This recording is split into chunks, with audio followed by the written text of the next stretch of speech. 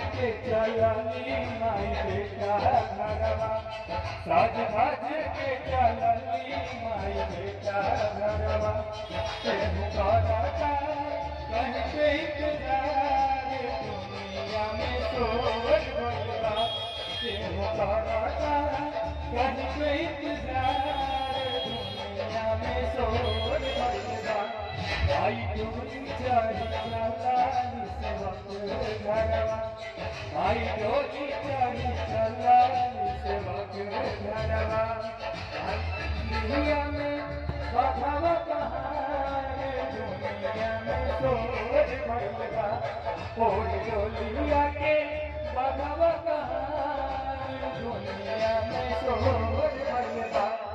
आई डोली चढ़ी चलानी से वक्त घरवा आई डोली चढ़ी चलानी से वक्त घरवा आई डोली चढ़ी चलानी से वक्त घरवा आई डोली